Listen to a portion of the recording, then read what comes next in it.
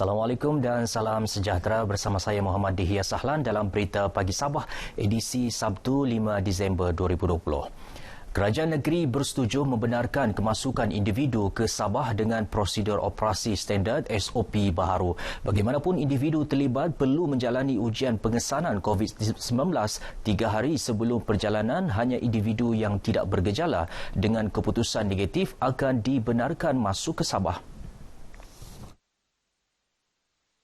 Dalam sidang media di Kota Kinabalu, Menteri Kerajaan Tempatan dan Perumahan Sabah, Datuk Seri Panglima Masidi Manjun berkata, kemasukan untuk tujuan sosial PAS lawatan sosial bagi kemasukan domestik dibenarkan kepada pemegang MyCard, MyPR dan MyCAS, pemegang PAS imigresen jangka panjang, bukan warga negara yang sah tempoh dan suami atau isteri kepada rakyat Sabah dan tanggungan.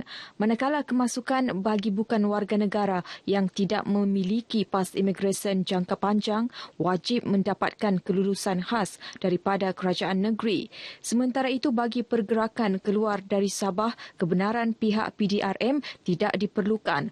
Dalam perkembangan lain, Datuk Masidi berkata, kerajaan negeri juga bersetuju melanjutkan waktu operasi restoran atau kedai makan sehingga pukul 12.30 malam berkuat kuasa hari ini. Bagaimanapun, pelanjutan ini masih tertakluk kepada SOP Perintah Kawalan Pergerakan Bersyarat PKPB yang ditetapkan.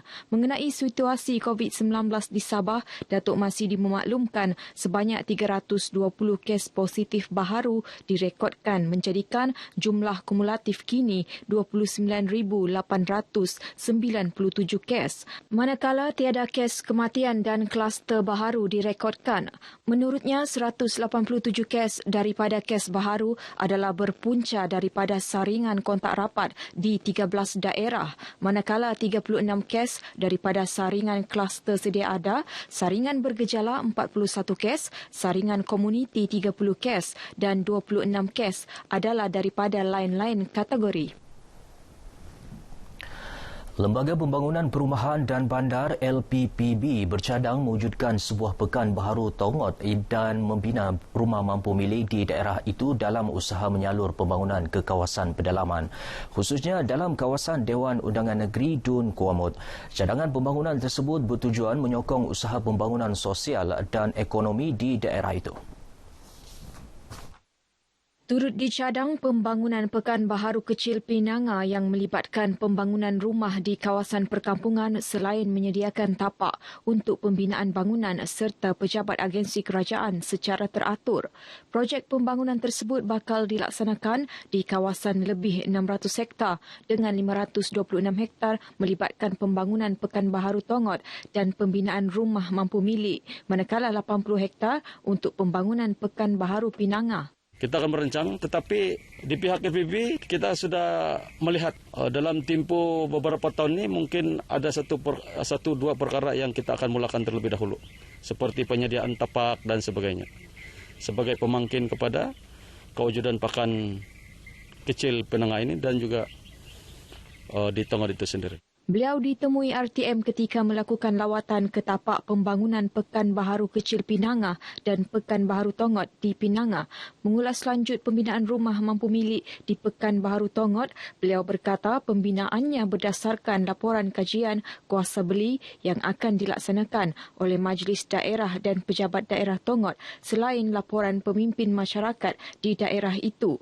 Walaupun jualan rumah mampu milik tersebut turut dibuka kepada seluruh rakyat di negeri ini, namun keutamaan diberikan khusus untuk penduduk dari daerah Tongot. Tindakan berani sekumpulan remaja dan kanak-kanak berusia 9 hingga 16 tahun memukul seekor buaya berjaya menyelamatkan seorang rakan mereka yang digigit ketika sedang menyeberang sungai di Kampung Mengkabung, Tuaran. Menerusi kenyataan Ketua Polis Daerah Tuaran DSP Muhammad Hamizi Halim, dalam kejadian yang berlaku pada 3.30 petang Khamis, mangsa Muhammad Azlan Arif Abdullah, 16 tahun, cedera di bahagian badan, kaki kanan dan perut apabila diserang seekor buaya berukuran hampir 2 meter. DSP Muhammad Hamizi memaklumkan semasa kejadian, mangsa dan 7 rakannya sedang mencari lokan dan siput di tebing sungai yang berhampiran dengan rumah mangsa sebelum cuba menyeberangi sungai pada kedalaman paras pinggang. Mangsa kini masih dirawat di wad kecemasan Hospital Tuaran dan akan dirujuk ke Hospital Papar atau Hospital Kota Belud untuk rawatan lanjut. Kes juga akan dirujuk untuk tindakan Jabatan Perlindungan Hidupan Liar dan Taman Negara Perhilitan Sabah. Pada Julai lalu, kejadian seumpama turut berlaku melibatkan mangsa lelaki berusia 57 tahun yang patah pergelangan kaki kanan akibat diserang buaya di Kampung Saman Berungis, Tuaran. Pelbagai cara dilakukan oleh pihak yang prihatin dengan kepayahan dihadapi golongan memerlukan, khususnya yang terkesan dengan impak COVID-19. Bagi Persatuan Mesra Alam Sekitar Sabah, iaitu sebuah badan bukan kerajaan NGO, lebih 1,500 pek makanan diagikan kepada petugas barisan hadapan dan orang awam pada setiap hari Jumaat sejak 2 bulan lalu. Pengurusinya, Aini Jamin, berkata, ia melibatkan makanan tengah hari dan minum petang yang diagi di sekitar Bandaraya Kota Kinabalu, termasuk di klinik ibu dan anak serta kampung air. Menurutnya, selain pek makanan, turut diagikan pelitup muka jenis kain bagi menggalakkan masyarakat menggunakan bahan yang boleh dipakai semula, sekaligus mengurangkan pencemaran alam sekitar. Aini ditemui RTM ketika mengagikan bantuan mingguan itu di Kota Kinabalu. Beliau berharap sumbangan seumpama dapat menaikkan semangat masyarakat dan membantu mereka yang terjejas berikutan pandemik tersebut. Hospital Queen Elizabeth II menerima sebanyak 2,000 alat pelindung muka dan 10 kotak pelitup separuh muka disumbangkan oleh tim HIPO. Menurut pengasas bersama tim HIPO Travis Jingulan, pelindung muka ini dibuat sendiri menggunakan bahan yang disumbangkan dari orang ramai. Unit Sabah BFM siaran pelbagai bahasa RTM Kota Kinabalu turut membantu menghasilkan alat pelindung muka tersebut. Ini sumbangan dari tim HIPO, United Malaysia, sama MySulap Ramaya lah. So kami made a point mau buat ni facial, terus donate sebanyak boleh lah mana yang kami boleh tolong semua. Beliau ditemui RTM selepas menyampaikan sumbangan tersebut di Hospital Queen Elizabeth II, Kota Kinabalu. Bagi pihak hospital yang diwakili Timbalan Pengarah Hospital Klinikal Queen Elizabeth II, Dr. Samsul Tua, sumbangan tersebut amat bermakna untuk kegunaan petugas barisan hadapan. Sumbangan PPE ini akan kami agihkan untuk frontliner di hospital ini, terutama di bahagian kecemasan dan bahagian saringan untuk pesakit-pesakit yang kita investigate terjangkit COVID lah di tent saringan. Jadi di situlah kita utamakan dulu. Bahagian Zakat dan Fitrah Majlis Ugama Islam Sabah MUIS menerima sejumlah RM286,031.03 zakat perniagaan daripada 4 syarikat di negeri ini bagi tahun 2019.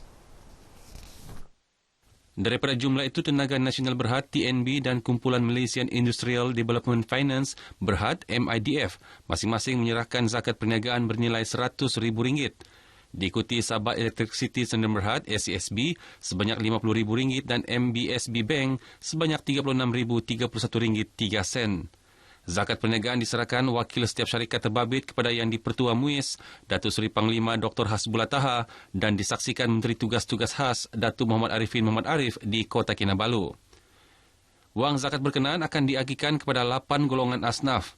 Terdahulu bercakap kepada pemberita, Datuk Arifin selaku Menteri bertanggungjawab terhadap hal ehwal agama Islam Sabah menzahirkan ucapan terima kasih atas komitmen syarikat terbabit membayar zakat perniagaan. Beliau berharap lebih banyak badan-badan korporat, syarikat swasta dan syarikat berkaitan kerajaan serta pihak berkaitan perniagaan menunaikan zakat perniagaan bagi memberikan lebih ramai golongan memerlukan dapat dibantu. Sementara itu, Sabah Electricity Sdn Bhd SESB menyasarkan lebih RM50,000 nilai zakat perniagaan untuk tahun ini. Ketua Pegawai Eksekutifnya Datuk Insinyur Abdul Nasir Abdul Wahid yakin jumlah itu mampu dicapai dengan komitmen tinggi SESB meningkatkan lagi mutu perkhidmatan yang disediakan ketika ini. Ini termasuklah memanfaat pelbagai bentuk pemberian kewangan dan pengurangan kos ke arah memperbaiki pengurusan kewangan SESB setiap tahun. Pelbagai kaedah kita laksanakan seperti penjimatan kos dan sebagainya yang telah kita usahakan selama bertahun-tahun. Dan di samping itu juga penerimaan bantuan-bantuan dari kerajaan pun diperlukan juga oleh SSB dari segi subsidi dan sebagainya untuk memastikan operasi kita berlangsungan. Beliau ditemui pemberita RTM selepas majlis penyerahan zakat perniagaan pertama kali SASB kepada bahagian zakat dan fitrah Majlis Ugama Islam Sabah MUIS di Wisma MUIS, Kota Kinabalu. Wang zakat ini akan diagihkan kepada 8 golongan asnaf. Tingkat pembangunan infrastruktur serta jaringan internet di kawasan luar bandar itu antara tumpuan yang perlu diberi perhatian dalam Belanjawan Negeri Sabah 2021 yang akan dibentang pada 18 Disember ini. Beberapa ahli akademik Universiti Malaysia Sabah UMS berpendapat tanpa akses internet yang berkualiti bukan sahaja menyebabkan penduduk luar bandar ketinggalan dalam semua bidang, terutama pendidikan ketika penularan pandemik COVID-19 kerana semua kaedah pembelajaran dilakukan secara alam maya. Jadi di sinilah kita mengharapkan bahawa bajet ini dapat memberi suatu kelebihan kepada masyarakat Sabah untuk memastikan bahawa kelangsungan kehidupannya lebih baik dalam aspek infrastruktur. Memangnya mengharapkan bahawa bajet kali ini memberi sokongan besar kepada negeri Sabah lah untuk memperkukuhkan lagi dan menguatkan lagi jaringan internet di negeri Sabah kerana sebagai institusi pendidikan kami sememangnya bergantung sepenuhnya kepada pembelajaran secara virtual. Kerajaan negeri harus menekankan untuk memperbaiki, meningkatkan kemudahan ini. Sebab kebergantungan ini bukan hanya dalam sektor yang melibatkan pentadbiran, tapi dia juga melibatkan semua masyarakat kan, khususnya dari segi dalam konteks perhubungan. Baik, sekian dahulu berita pagi Sabah. Saudara, jangan lalai terus waspada pandemik COVID-19 masih belum berakhir. Saya Muhammad Dihya Sahlan. Assalamualaikum dan salam hormat.